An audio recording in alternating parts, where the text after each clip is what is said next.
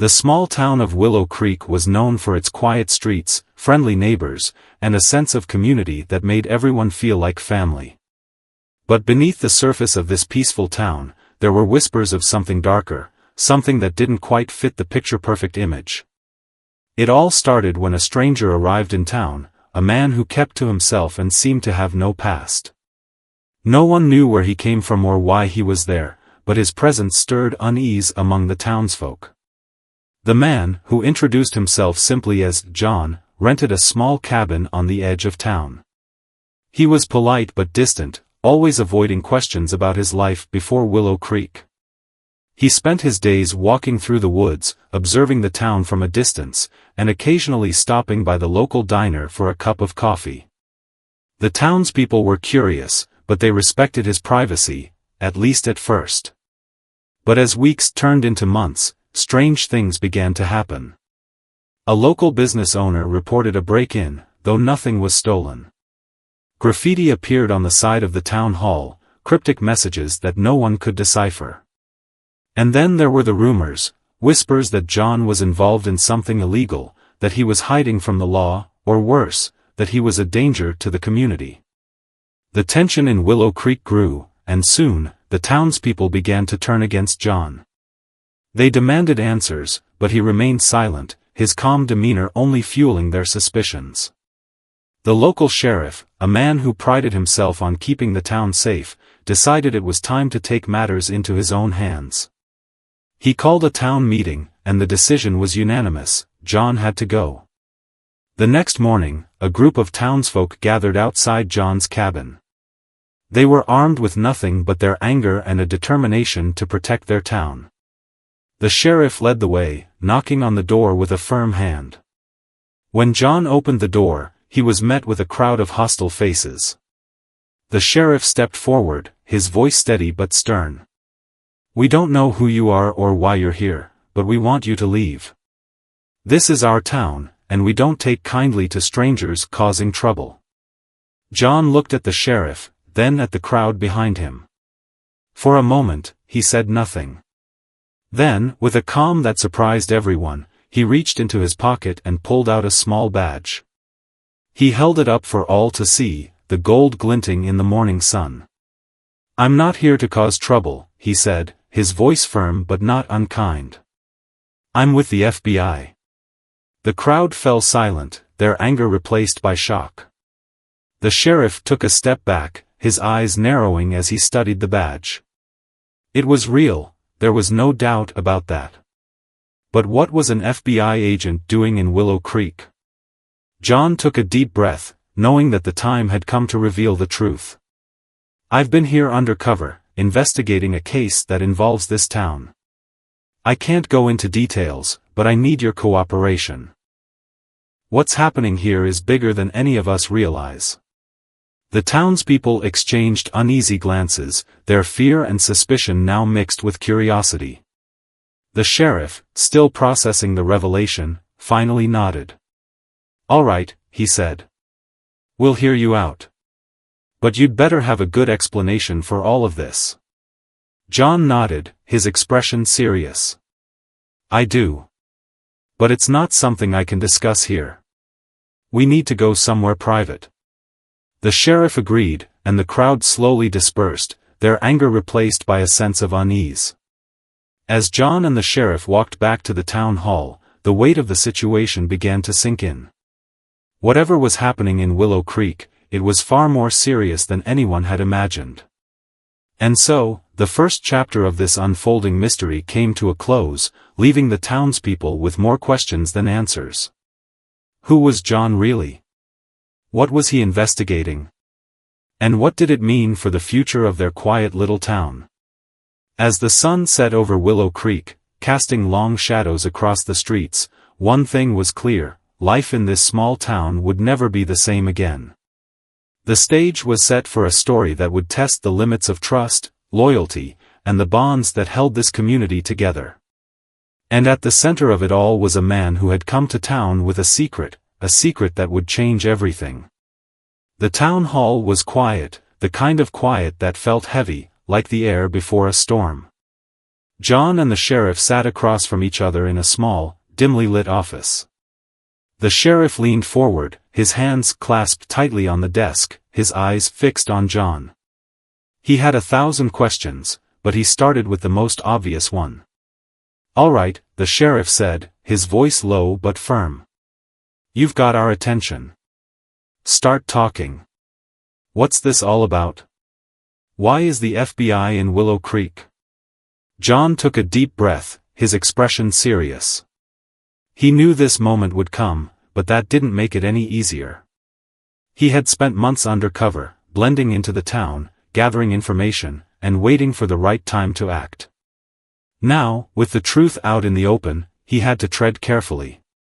One wrong move, and the entire operation could fall apart. "It's about a smuggling ring," John began, his voice steady. "A group of criminals has been using this town as a hub for illegal activities. Drugs, weapons, stolen goods, you name it, they've been moving it through here. And they've been doing it right under your noses." The sheriff's eyes widened, but he didn't interrupt. He had heard rumors, of course, every small town had its share of gossip, but he had never imagined something like this. Willow Creek was supposed to be a safe place, a quiet place. The idea that it could be connected to something so dark was hard to swallow. "How long has this been going on?" the sheriff asked, his voice tight with anger. "Months," John replied. "Maybe longer. These people are good at what they do. They've been careful, staying off the radar, using the town's isolation to their advantage. But we've been watching them. We've got evidence, but we need more to bring them down." The sheriff leaned back in his chair, running a hand over his face. He felt a mix of emotions, anger, frustration, but also a sense of guilt. How had he missed this? How had the entire town missed it? He looked at John, his expression hardening. "Why didn't you come to me sooner?" he demanded. "I'm the sheriff. I could have helped." John shook his head. "It wasn't that simple. We didn't know who we could trust. These people have connections, informants. If word got out that we were onto them, they would have disappeared, and we would have lost our chance to stop them. I had to keep my cover." The sheriff nodded slowly, understanding but still frustrated. "All right," he said. "So what now? What do you need from us?" John leaned forward, his eyes locking with the sheriff's. "I need your help. These people are dangerous, and they're not going to go down without a fight. But if we work together, we can take them out before they do any more damage." The sheriff hesitated. He wanted to help, but he also knew the risks. This wasn't just about catching criminals, it was about protecting his town, the people he had sworn to keep safe. He thought about the families who lived here, the kids who played in the streets, the elderly couple who ran the diner. They didn't deserve to be caught in the crossfire. "All right," the sheriff said finally. "We'll help. But on one condition, you keep us in the loop. No more secrets. If we're going to do this, we do it together." John nodded. "Agreed." For the next hour, the two men talked, going over the details of the operation. John explained what the FBI knew, who they were targeting, and how they planned to bring them down. The sheriff listened carefully, asking questions and offering suggestions. By the time they were done, they had a plan, a risky one, but a plan nonetheless. As they stepped out of the office, the sheriff turned to John. "One more thing," he said. "The townspeople, they're scared. They don't know what's going on, and that's making things worse. We need to tell them something, give them some kind of explanation." John thought for a moment, then nodded. "Tell them the truth, or at least part of it. Let them know that there's an investigation going on, but keep the details vague. We don't want to tip off the wrong people." The sheriff agreed, and together, they walked out into the night. The town was quiet, the streets empty, but the tension was still there, hanging in the air like a storm cloud. The sheriff knew that the days ahead would be difficult, but he also knew that they didn't have a choice. This was their town, and they had to protect it. As they parted ways, John looked back at the sheriff. "Thank you," he said. "For trusting me." The sheriff nodded. "Just don't make me regret it." And with that, the two men went their separate ways, each knowing that the real work was just beginning. The quiet town of Willow Creek was about to become the center of a dangerous game, one that would test their courage, their loyalty, and their resolve. But for now, all they could do was wait, and prepare for what was coming next. The next morning, the town of Willow Creek woke up to a strange sense of unease. The sheriff had called for a meeting at the town hall, and word had spread quickly. People gathered in small groups, whispering to each other, their faces filled with worry and curiosity. No one knew what was going on, but everyone could feel that something big was about to happen. Inside the town hall, the sheriff stood at the front of the room, his hands resting on the podium. John stood off to the side, his presence a silent reminder of the revelation that had shaken the town just the night before. The room was packed, every seat filled, with people standing along the walls. The air was thick with tension. The sheriff cleared his throat, and the room fell silent.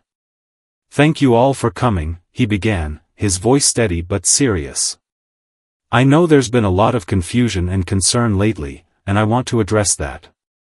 First, let me introduce John. Some of you have already met him, but what you don't know is that he's an FBI agent. He's been here undercover, working on an investigation that involves our town." A murmur rippled through the crowd. People exchanged glances, some nodding in understanding, others looking even more confused. The sheriff held up a hand, asking for silence. "I know this is a lot to take in," he continued. "But the truth is, there's been illegal activity happening here, right under our noses.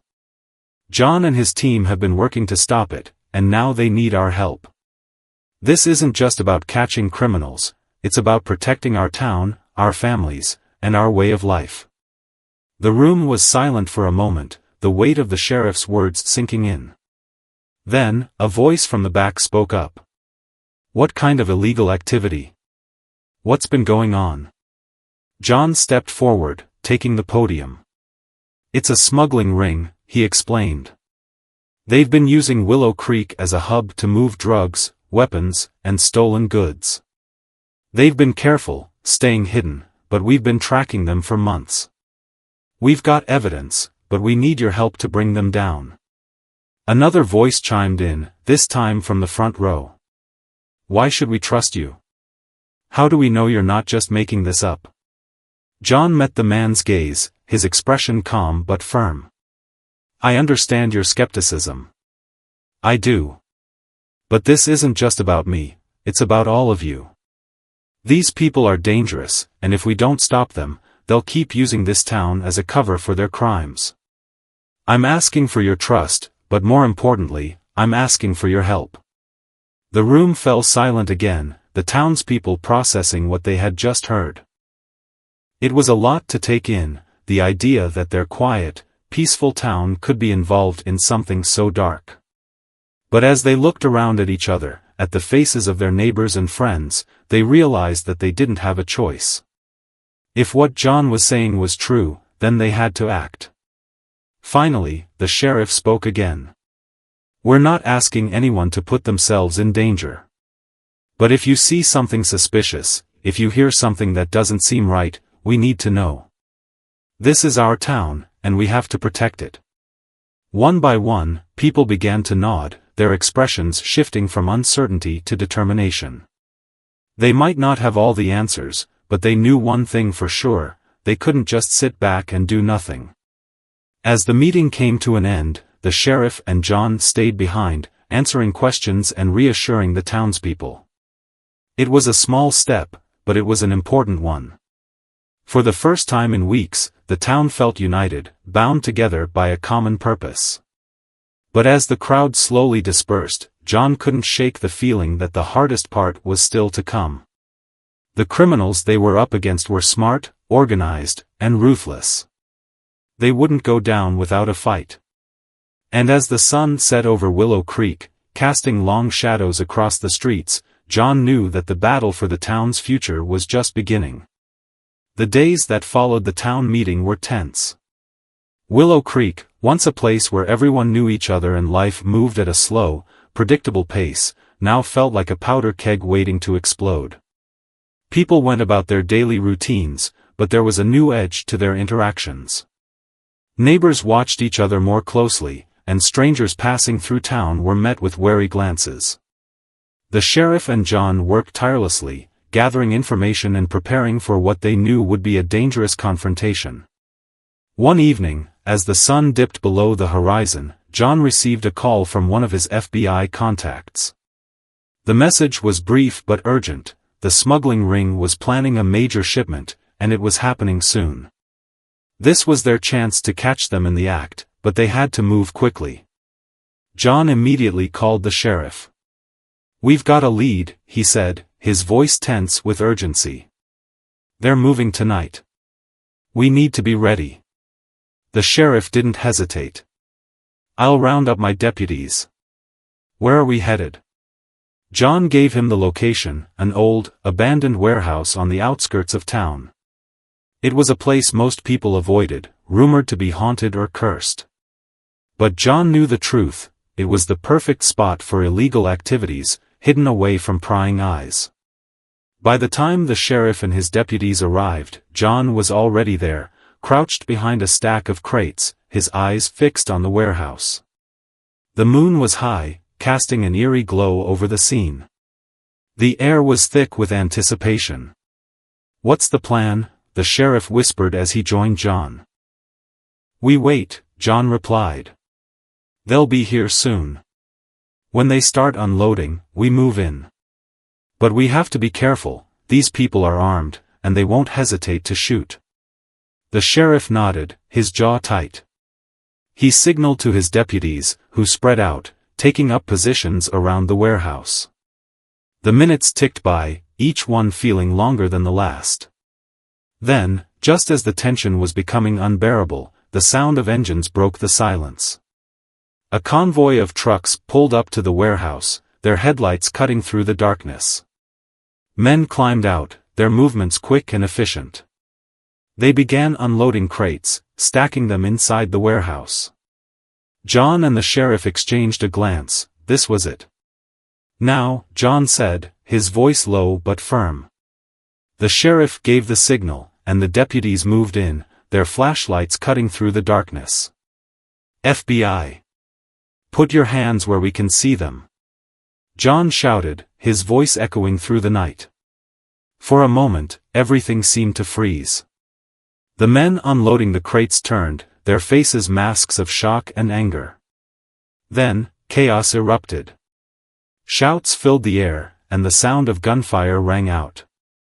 John and the sheriff dove for cover, returning fire as the criminals scrambled to escape. The fight was intense but brief. The element of surprise had worked in their favor, and within minutes, the criminals were subdued, their hands cuffed behind their backs. The warehouse was filled with the sound of heavy breathing and the occasional groan of pain. As the deputies secured the scene, John and the sheriff stood amidst the chaos, their faces grim but determined. They had won this battle, but they both knew the war was far from over. The aftermath of the warehouse raid was a whirlwind of activity. The criminals were loaded into police vehicles and taken to the station, while the crates they had been unloading were seized as evidence. The sheriff and his deputies worked through the night, processing the suspects and cataloging the contents of the crates. Drugs, weapons, and stolen goods, it was a treasure trove of illegal activity, and it confirmed everything John had been saying. But as the sun rose over Willow Creek, casting a pale light over the town, John knew that their work was far from over. The raid had been a success, but it was only the beginning. The men they had arrested were small players in a much larger game, and if they wanted to bring down the entire operation, they would need to dig deeper. John spent the next few days working closely with the sheriff, reviewing the evidence and interrogating the suspects. It was slow, painstaking work, but it paid off. One of the men, a low-level enforcer named Carl, agreed to talk in exchange for a reduced sentence. Carl was nervous, his eyes darting around the room as he spoke. "I don't know much," he said, his voice trembling. "But I know who's in charge. His name's Victor. He's the one calling the shots." John leaned forward, his expression intense. "Where can we find him?" Carl hesitated, then shook his head. "I don't know. He's careful, stays off the radar. But there's a guy who might know, his name's Eddie. He's Victor's right-hand man. If anyone knows where Victor is, it's him." John exchanged a glance with the sheriff. Eddie's name had come up before, but they had never been able to pin him down. Now, with Carl's information, they had a lead. "Where's Eddie now?" John asked. Carl shrugged. "He moves around a lot. But he's got a girlfriend in town. Her name's Lisa. She might know where he is." It wasn't much, but it was something. John and the sheriff quickly put together a plan. They would track down Lisa and see if she could lead them to Eddie. It was a long shot, but it was their best chance. That evening, they found Lisa at a small apartment on the edge of town. She was young, barely in her 20s, with a nervous energy that made her seem even younger. When John and the sheriff knocked on her door, she opened it cautiously, her eyes widening when she saw their badges. "We're looking for Eddie," John said, his voice calm but firm. "We need to talk to him." Lisa hesitated, her hands twisting together. "I don't know where he is," she said, but her voice wavered, betraying her lie. John took a step closer, his expression softening. "Lisa, we're not here to hurt him. But we need to find him. If you know where he is, you need to tell us. It's important." For a moment, Lisa said nothing. Then, with a sigh, she nodded. "He's at the old mill," she said quietly. "He's been staying there for the past few days." John and the sheriff exchanged a glance. The old mill was a crumbling structure on the outskirts of town, long abandoned and forgotten. It was the perfect hiding place. "Thank you," John said, his voice sincere. "You're doing the right thing." As they left Lisa's apartment and headed for the old mill, John felt a surge of adrenaline. They were getting closer, and with each step, the stakes grew higher. But he also knew that the closer they got to Victor, the more dangerous it would become. The old mill loomed in the distance, its broken windows and sagging roof giving it a sinister appearance. John and the sheriff approached cautiously, their guns drawn. They knew that Eddie would be armed, and they couldn't afford to take any chances. As they reached the door, John took a deep breath, his heart pounding in his chest. This was it, the moment they had been working toward. He glanced at the sheriff, who gave a grim nod. Together, they pushed open the door and stepped inside, ready for whatever awaited them. The inside of the old mill was dark and musty, the air thick with the smell of decay. Broken machinery and piles of debris littered the floor, casting long shadows in the dim light filtering through the cracked windows. John and the sheriff moved cautiously, their footsteps echoing softly in the vast, empty space. Every creak of the floorboards, every rustle of the wind outside, made their nerves tighten. They knew Eddie was here, somewhere. John signaled to the sheriff, and they split up, covering more ground while staying within sight of each other. The mill was a maze of rooms and corridors, and it didn't take long for them to realize that Eddie had the advantage of familiarity. He knew this place, they didn't. As John rounded a corner, he heard a faint sound, a shuffling, like someone trying to stay quiet. He froze, his gun raised, and listened. There it was again, coming from a room just ahead. He motioned to the sheriff, who nodded and moved to flank the door. With a deep breath, John kicked the door open and stepped inside, his gun sweeping the room. "FBI! Don't move," he shouted. The room was empty except for a figure crouched behind an old wooden crate. It was Eddie. He looked up, his eyes wide with panic, and for a moment, no one moved. Then, in a flash, Eddie lunged to his feet, pulling a gun from his waistband. "Drop it!" John barked, his voice sharp and commanding. But Eddie didn't listen. He fired a shot, the sound deafening in the confined space. John ducked, the bullet whizzing past his ear, and returned fire. The sheriff, who had entered the room from the other side, joined in, and for a few heart-stopping seconds, the room was filled with the sound of gunfire. When the dust settled, Eddie was on the ground, clutching his leg and groaning in pain. His gun lay a few feet away, out of reach. John and the sheriff approached cautiously, their guns still trained on him.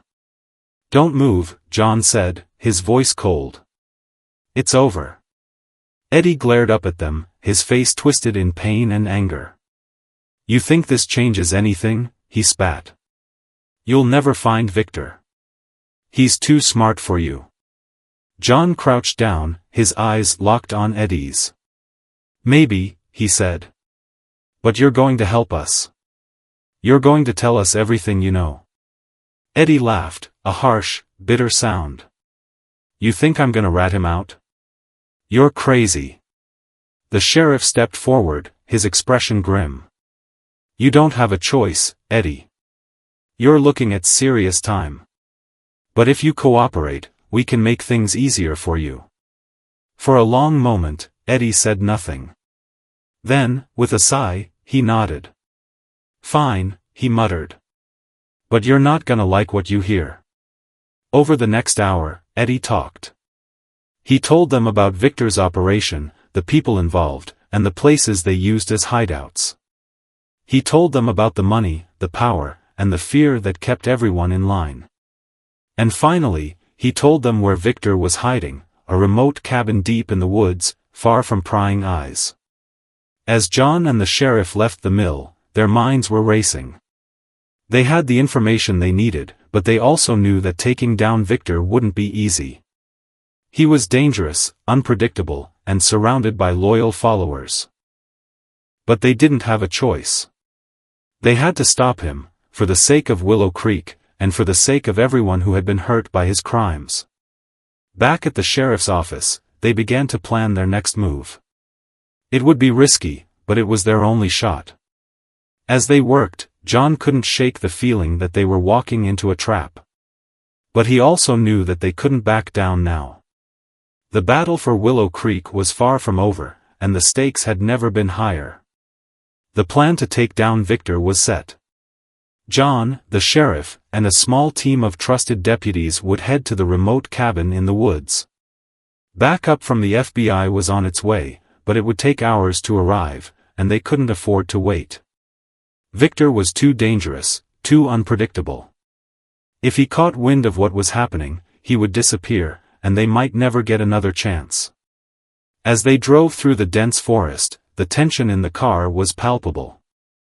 No one spoke, the only sounds were the hum of the engine and the occasional crackle of the radio. John stared out the window, his mind racing. He had been in dangerous situations before, but this felt different.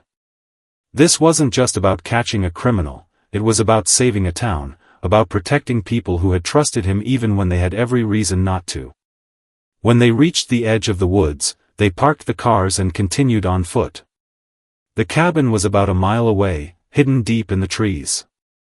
They moved quickly but quietly, their footsteps muffled by the thick layer of pine needles on the ground. The air was cool and damp, and the only light came from the faint glow of the moon filtering through the branches.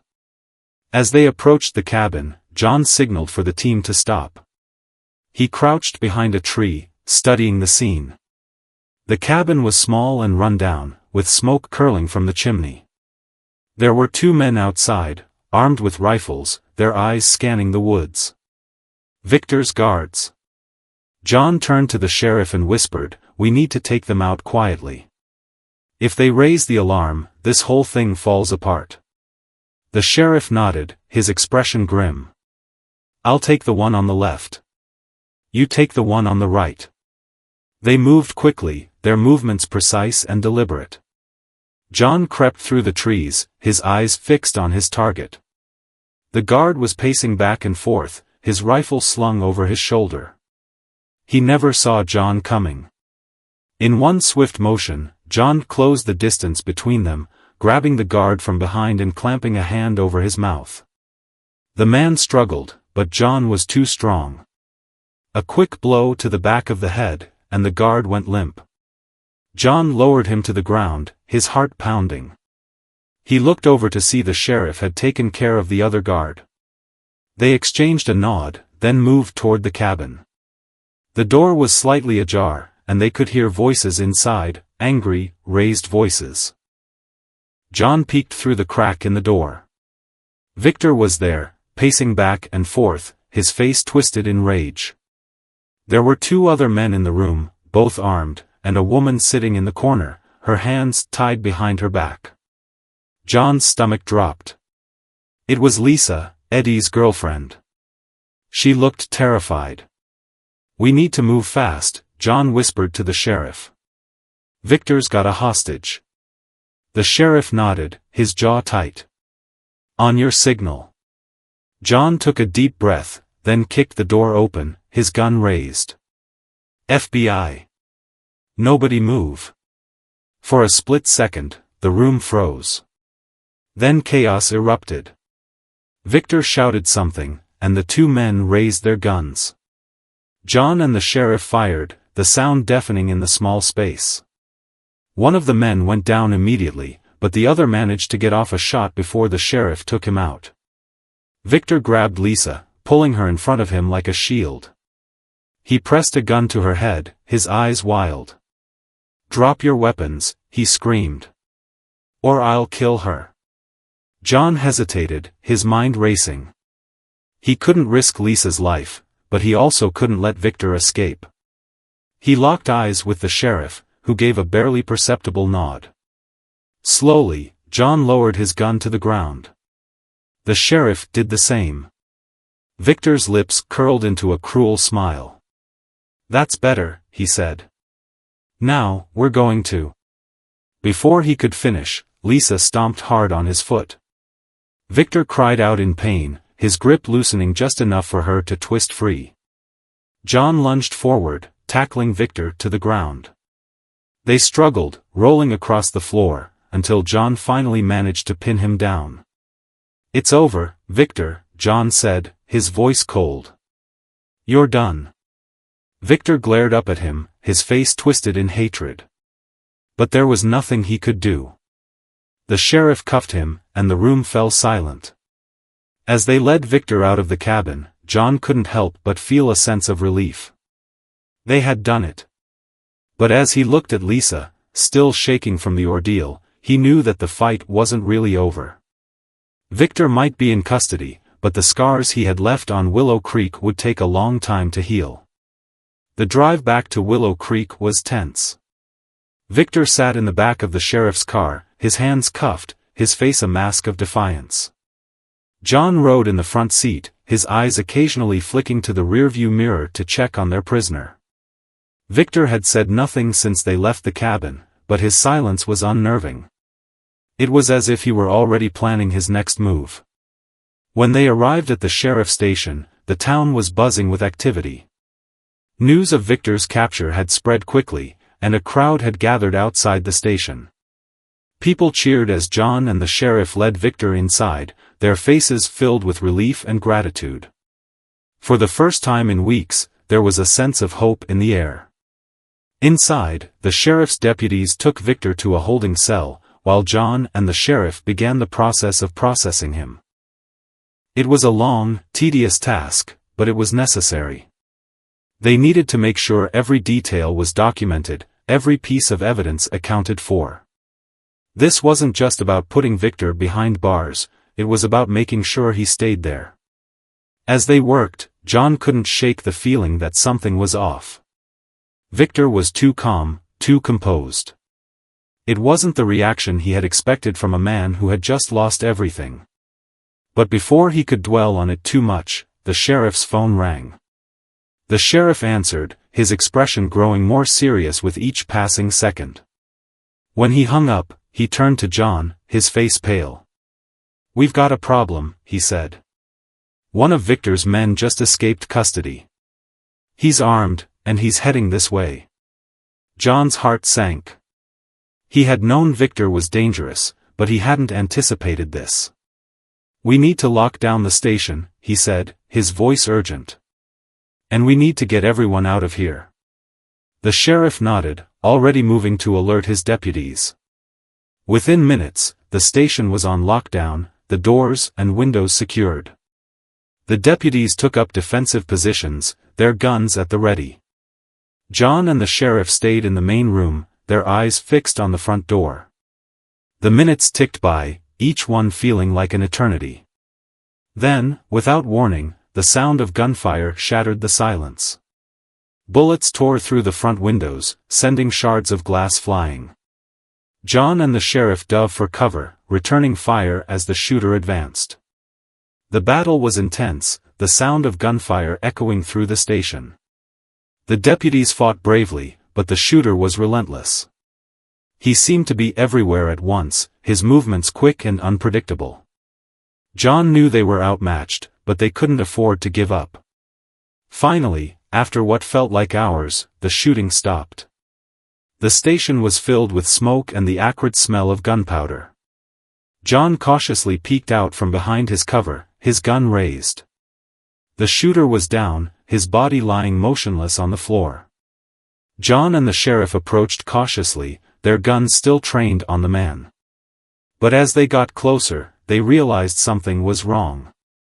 The shooter wasn't one of Victor's men, he was a stranger, someone they had never seen before. John's mind raced. If this wasn't one of Victor's men, then who was he? And more importantly, why had he attacked the station? As they searched the man's body, they found a note in his pocket. It was short and to the point, "This isn't over." John felt a chill run down his spine. Victor might be in custody, but it seemed his reach extended far beyond what they had imagined. The battle for Willow Creek was far from over, and the stakes had just gotten even higher. The note left by the mysterious shooter sent shockwaves through the station. John and the sheriff knew they were dealing with something bigger than they had anticipated. Victor's network was more extensive and dangerous than anyone had imagined.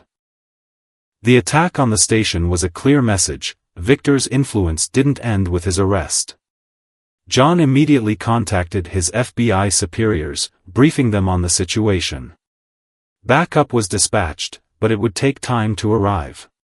In the meantime, John and the sheriff had to keep the town safe and prevent Victor's allies from causing further chaos. The first step was to secure Victor. They moved him to a more secure location, far from the station, and placed him under heavy guard.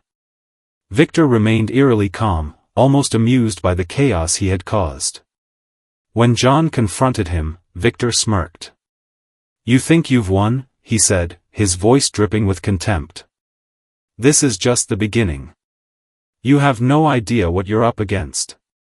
John ignored the taunt, but Victor's words lingered in his mind. He knew they couldn't afford to underestimate Victor or his network. They needed to act fast. The next few days were a blur of activity. John and the sheriff worked around the clock, following every lead, interrogating every suspect, and gathering every piece of evidence they could find. Slowly, they began to piece together the extent of Victor's operation. It wasn't just a local smuggling ring, it was part of a larger, well-organized criminal network with ties to other states and even other countries. The townspeople of Willow Creek, though shaken, rallied together. They provided tips, shared information, and supported the law enforcement efforts in any way they could. The sense of community that had always defined the town became their greatest strength. One evening, as John and the sheriff reviewed their findings, they received a breakthrough. One of Victor's former associates, a man who had been arrested years ago, agreed to talk in exchange for protection. He revealed the location of a hidden storage facility where Victor kept records of his operations, records that could expose the entire network. It was a risky move, but they had no choice. John, the sheriff, and a team of deputies raided the facility under the cover of darkness. The place was heavily guarded, but they managed to overpower the guards and secure the records.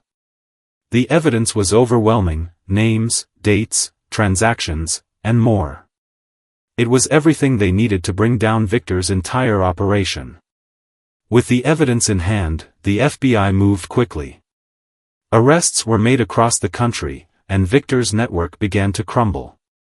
In Willow Creek, the townspeople watched with a mix of relief and disbelief as the news spread. The nightmare was finally over. In the weeks that followed, life in Willow Creek slowly returned to normal. The town held a small ceremony to honor those who had helped bring Victor to justice, and John was recognized for his bravery and dedication. But for John, the real reward was seeing the town come together, stronger and more united than ever. As he prepared to leave Willow Creek and return to his duties with the FBI, John reflected on everything that had happened. It had been a long, difficult journey, but it had also been a reminder of why he did what he did. It wasn't just about catching criminals, it was about protecting people, about making a difference. The sheriff walked him to his car on his last day in town. "You know," the sheriff said, "you're always welcome here. Willow Creek owes you a lot." John smiled. "It was a team effort," he said. "You've got a good town here. Take care of it." As he drove away, John glanced in the rearview mirror one last time. Willow Creek was just a small dot on the horizon now, but it would always hold a special place in his heart. The battle had been hard, but it had been worth it. And as he looked ahead to the open road, he knew that whatever came next, he was ready.